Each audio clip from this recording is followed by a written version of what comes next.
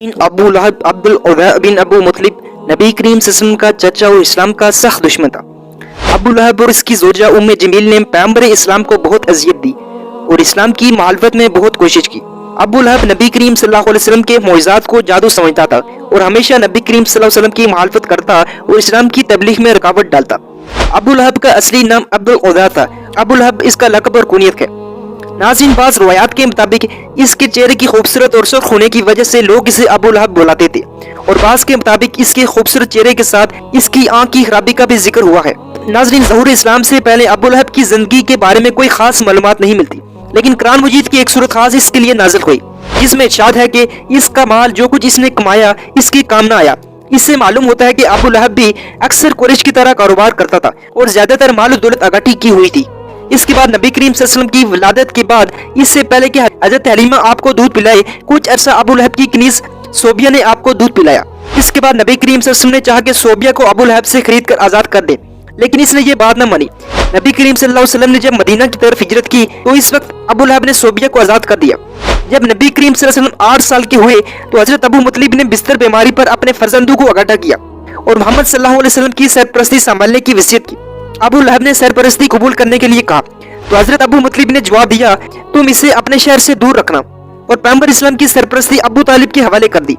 ناظرین، جب نبی کریم صلی اللہ علیہ وسلم نے اسلام کی تبلیغ شروع کی تو ابو لہب جو کہ آپ صلی اللہ علیہ وسلم کا چچا تھا وہ ہرگز ایمان نہ لایا اور ہمیشہ اسلام کا دشمن رہا۔ اس نے اسلام کے مقابلے میں بتوں کی حمایت کرنا شروع کر دی اور کہتا تھا کہ اگر عزا یعنی اس دور کا بت جیت گیا تو میں اس کا غلام ہوں، اور اگر محمد صلی اللہ علیہ وسلم جیت گیا کہ ایسا نہیں ہو سکتا تو وہ میرے بھائی کا بیٹا ہے۔ حضرت تاریخ اسلام میں اس کا نام اسی وجہ سے ہے کہ جب نبی کریم صلی اللہ علیہ وسلم نے اسلام کی اعلانہ نبوت کا آغاز کیا تو اس وقت سے ہی اس نے اسلام کی مخالفت شروع کر دی، اور نبی کریم صلی اللہ علیہ وسلم کو جب حکم ملا کہ عمومی دعوت کا آغاز اپنے قریبی رشتہ داروں سے کیا جائے تو آپ صلی اللہ علیہ وسلم نے ابو مطلب کے فرزندوں کو اپنے گھر پر دعوت دی۔ اگرچہ کھانا کم تھا لیکن پیغمبر اسلام کی امت کی وجہ سے سب نے پیٹ بھر کر کھانا کھایا۔ ابو لہب نے نبی کریم صلی اللہ علیہ وسلم کا جادو سمجھا، لیکن پیغمبر اسلام نے اس کے نتیجے میں خاموشی اختیار کی اور اسلام کی دعوت کو دوسرے دن پر منتقل کر دیا۔ بعض اوقات نبی کریم صلی اللہ علیہ وسلم جب کسی گروہ کو اسلام لانے کی دعوت دیتے تو ابو لہب عباس بن ابو مطلب آگے آتے اور کہتے، ہمارا یہ بھتیجا جھوٹا ہے اور آپ لوگوں کو آپ کے دین سے گمراہ نہ کر دے۔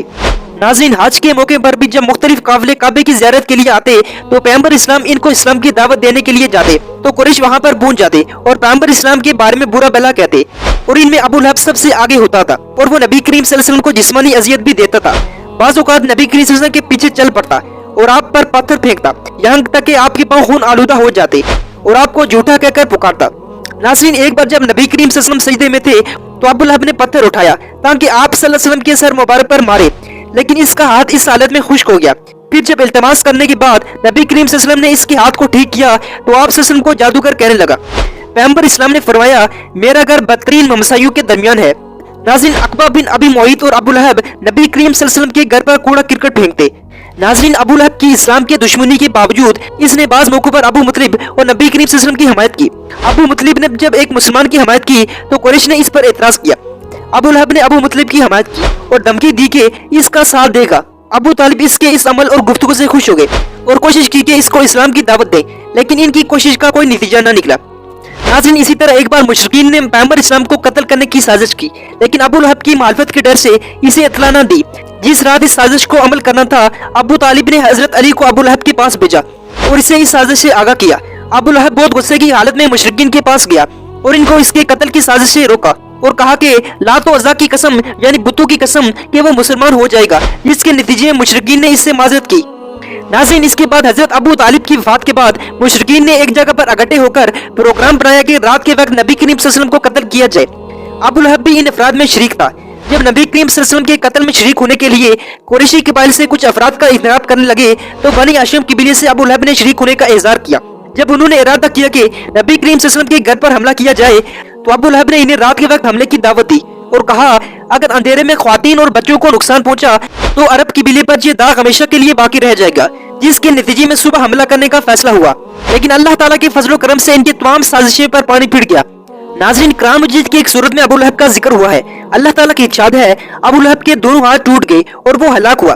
ناظرین، اس سورت کے نزول کے بعد ابو لہب 10 سال سے زیادہ زندہ رہا لیکن ایمان نہ لایا اور شرک کی حالت میں دنیا سے چلا آیا۔ ناظرین، جب جنگ بدر کا وقت آیا تو ابو لہب جنگ بدر میں حاضر نہیں ہوا، لیکن اپنی جگہ ایک اور شخص کو بھیج دیا۔ وہ جنگ بدر کے 7 دن بعد بیماری کی وجہ سے وفات پا گیا۔ امید کرتا ہوں آپ کو اس ویڈیو میں بہت سی چیزیں جاننے کو ملی ہوگی۔ تب تک کے لیے اجازت دیجیے، اللہ حافظ۔